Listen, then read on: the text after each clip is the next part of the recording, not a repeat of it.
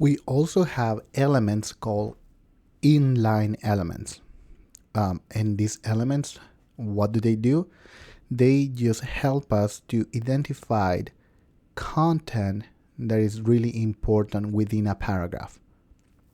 So one of the first one that we're going to use is the emphasis inline element, which is basically emphasize words. Now, the important thing about these kind of elements, they are inline elements because they must be placed within a block element. They cannot be by themselves. So just keep that in mind. That's why we call them inline element, because they are within the block element. So anyway, the first one is the emphasis. Basically, when we apply this emphasis element to a piece of text, basically the text is gonna become italic. Okay.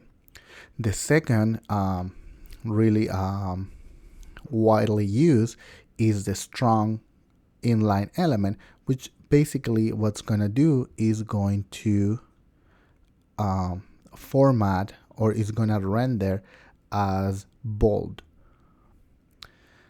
Another type of inline element is the keyboard entry, which basically when you use this inline element, the text will become this monotype text. So basically it shows the user that is actually like a keyboard entry that they have to do. The other one that we typically use is the subscript and the superscript. The subscript, which is this one, is basically for move a letter half line within the inline element. So in this case, like, H2O, right? And if I want to create, for example, something different here, I can do like a mathematical with superscript. So I can do, for example, X sub 2 and then plus Y sub 3 equals 19, something along those lines. So what is the important part here is we can either use the subscript or the superscript, and that's another inline element.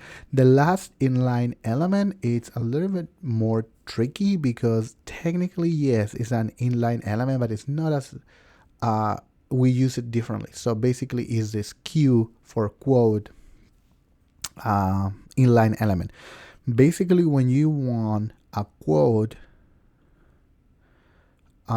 within an inline element, you use this Q at the beginning of the sentence and then the closing element at the end of the closing element.